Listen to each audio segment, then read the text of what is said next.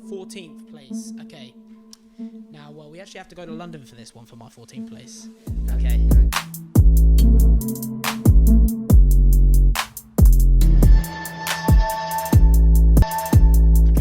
We're not It's obviously difficult at the moment with COVID. yeah, don't get that. We're not going to go North London, of course. I wouldn't put Arsenal and Spurs. I would love to torment you guys that much, but I'm not going to put them. I'm not going to put them 14th. I'm going to go South London. I'm going to go Crystal Palace. You know, obviously manager to our ex-England manager, Roy Hodgson. I don't think he's the most amazing manager in the world, and I think definitely, you know, like he definitely suits a club like Crystal Palace. You know, like it's Palace. You know, like they are that club, like respected, definitely. But are they like a Newcastle with history? Not really. You know, they've got that bit of history, but I've gone with, you know, 14th Crystal Palace, and yet again we say about how the hell have players been, how the hell have clubs been able to keep these players. Crystal Palace are another one. Like, how the hell have they been able to keep Zaha? You know. Yeah, and the problem for Zaha is now that his form's gone down, which it has. I think he's got what was it, about 4 goals and 3 assists? Was it something last like season? that? Yeah. For Zaha, yeah. His stock's really plummeting from what it was. He could have gone to maybe Man United again. He could have gone to Arsenal. He could have gone abroad. I don't think there's going to be those suitors for him anymore. But he's going to want to get out of what I think is a sinking ship. Crystal Palace for me. And you say, oh, it's Crystal Palace. They're kind of just in the Premier League. They're kind of chugging along. But from my point of view, I want those teams to get out of the league. That's why I don't like Burnley. I want those teams which are kind of just safe and play safe. I want them out of the league. Definitely, Every team in the Premier League for me has got to be going for it. Yeah. And they want to have an aim, whether it be survive from relegation, whether it be try and sneak into the top 10, Europa League, Champions League, or a specific place that they want. But I don't want them to be like every year, oh, yeah, that's all right. So, yeah, we'll just get the same place next season. I don't want them just to be chugging along. Like, it makes the Premier League boring. It does, yeah, definitely. Like the only good thing about Palace is that they're in London, and I mean, I don't know if it is because their derby is Brighton. You know, what is going on? M25 derby, something like that, isn't it? But you know, they are these league games. They're lucky last season to get these set pieces. They're lucky. I think if every league game was just based on set pieces, they'd just win the league. You know, and Milivojevic and Van Aanholt, they're quality at those free kicks, and they're a team who very much works a lot on their set pieces, which I value a lot in football, but you're not going to get set pieces every game. That's the thing, you know. What do you think about their goalkeeper, by the way? Guaita, I like him. I think he's decent, you know, and another player that they definitely need to keep hold of. 10 clean sheets in 35 games last season. It's great to see. And this is the thing as well. Palace, I don't know how you do it. Their business is incredible. Cahill last season on a free. This is a Champions League winner, a player who's won everything in terms of League Cup football. He's on a free. They got Guaita in 2018 on a free as well. And now they sign Iberici as not on a free, because I think QPR would have got daylight robbery from that. You know, Iberici as around 20 million, still 22 years of age, 14 goals last season for QPR. Yeah. What a sign of that is. And him and Zaha link up. Mm-hmm. But tell you what, that link up is going to be brilliant. But what do they need now? They need a striker. And who do Palace sign? Well, they've got to look to the other neck of London for Brentford, I think. I mentioned, of course, about Fulham wanting Ollie Watkins.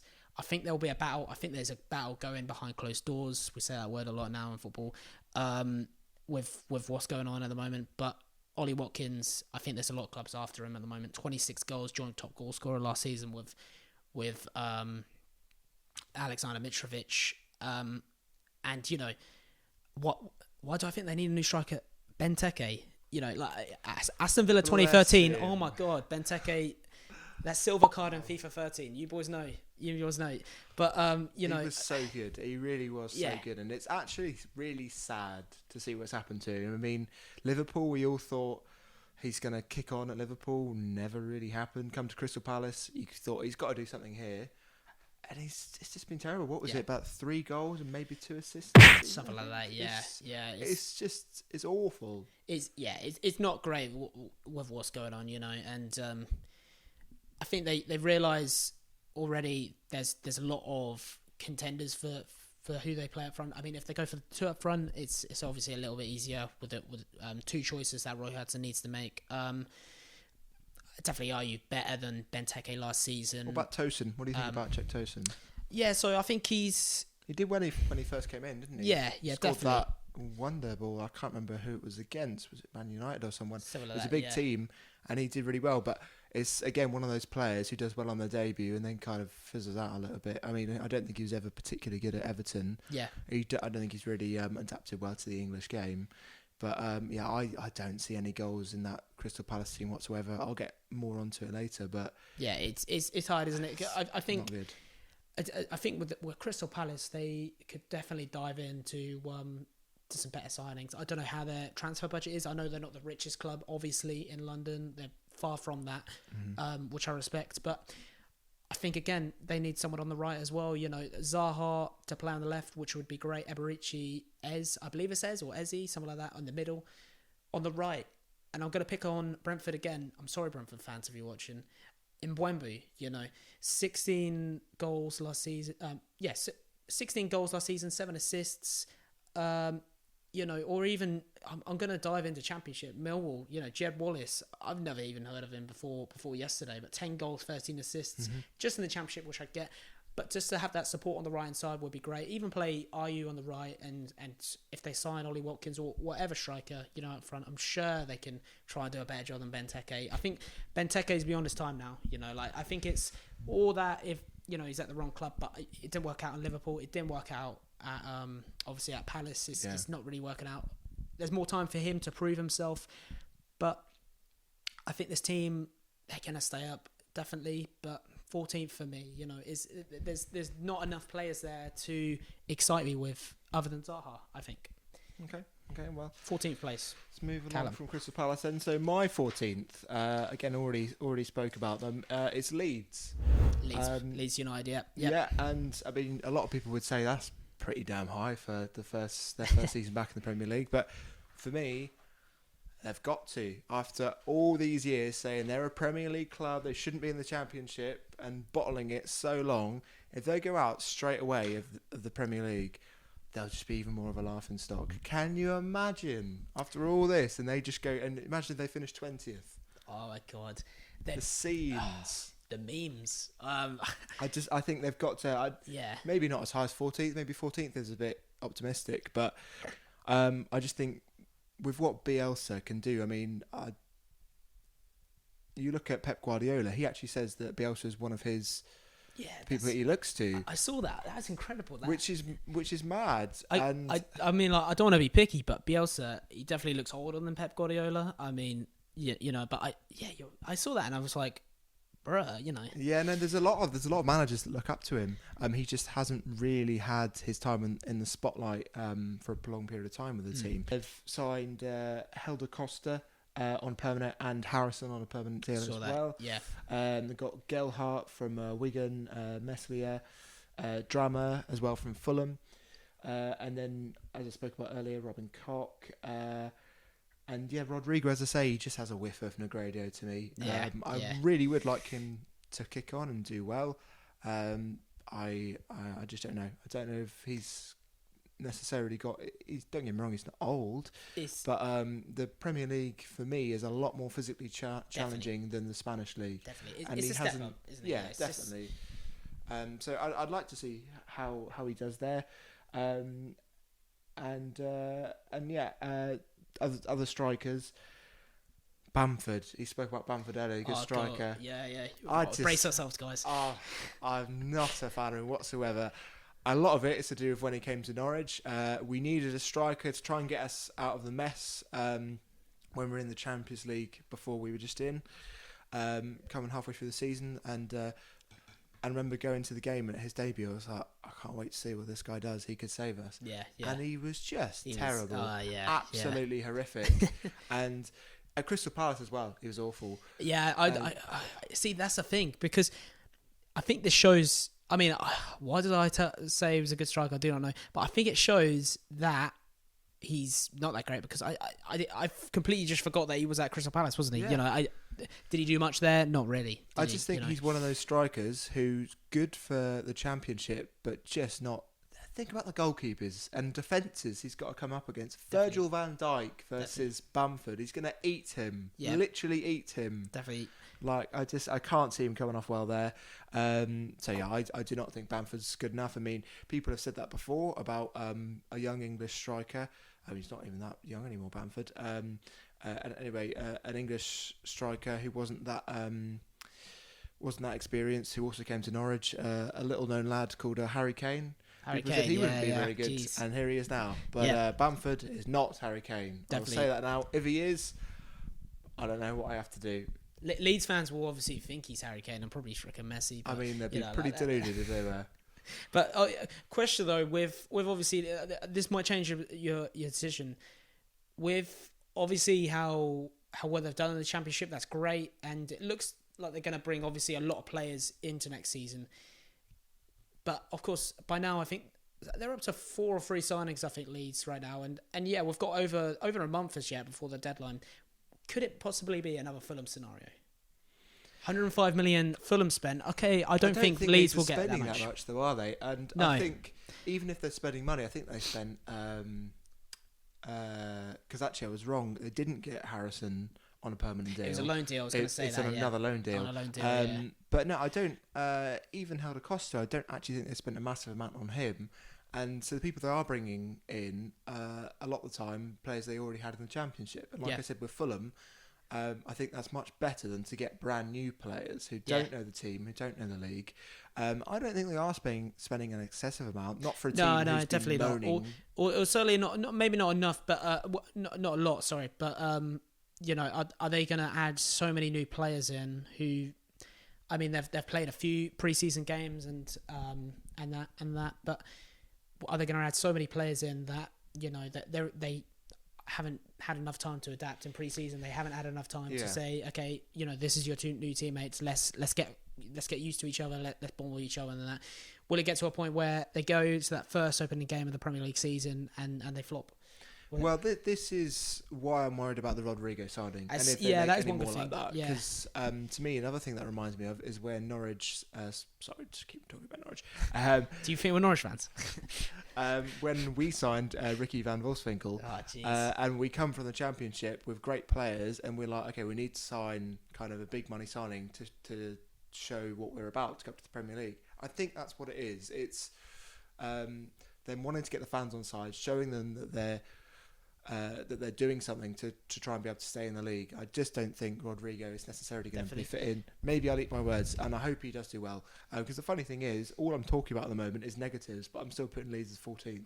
The reason that shows a lot. Yeah, that shows. But the reason that is because of Marcelo Bielsa. Yeah, I just think he can pull that team together, which aren't necessarily the most quality, and I think he'll be able to do it. Definitely, it's so surprising as well. He's a man of so much experience. Yet he's at newly promoted Leeds, but I like that a lot, and I think Leeds fans will like that a lot. I think any position higher than 18th next season for any newly promoted club will be a success. Yeah. And as I said, I think they'll just be happy to stay in. Definitely, yeah. I think it's been a hard kind of miss in the Premier League, isn't there? Mm-hmm. All right, now we get on to 13th place.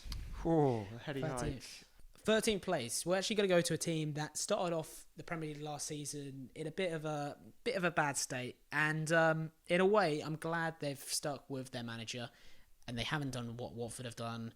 I think Watford got their own right there with with taking out Pearson at the end of the season, relegated now, of course.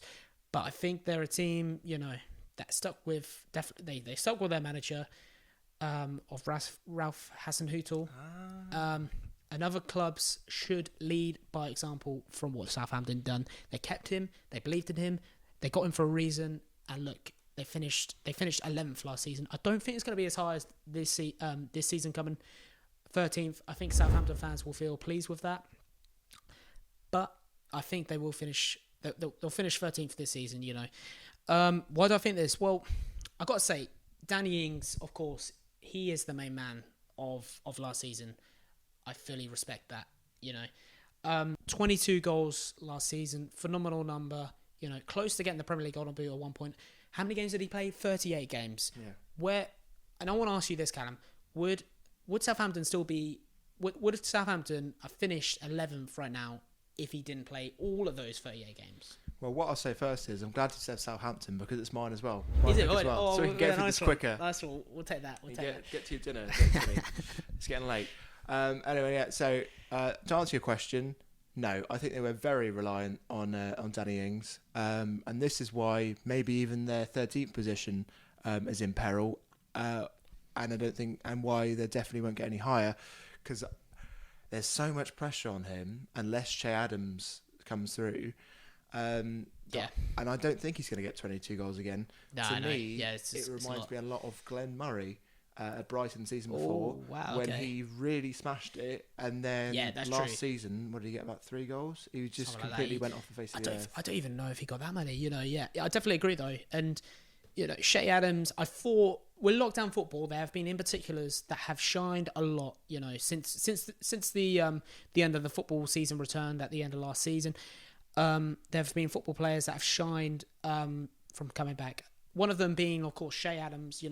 That goal against Manchester City in the 1-0 win was absolutely beautiful from him, and he's gained confidence. He started off the season rough, but he ended the season in definitely a better state. And Southampton fans should think themselves lucky. He's still young. He's still got a lot of potential to himself, and I think we will see him come through next season. And confidence. This is the important thing. That's definitely it, yeah. People forget when young footballers come through that they are still humans, and he's a young guy, and to make that step from the Championship where he was for so long to then go up to the Premier League, if you just think of it away from football and all the money, it's just a person, how much pressure was on him, and to come into a team like Southampton, you've got to have, if you don't have that confidence, it's so difficult to do, and it is. That's definitely why I think he will start scoring goals now and help Danny Ings, which he's going to have to do, because I don't think Danny Ings will do quite as well. No, I definitely don't. It would be interesting to see him in an England shirt now as well. England call up, fair play there, Southampton. I think you've got a great striker at the moment. Will he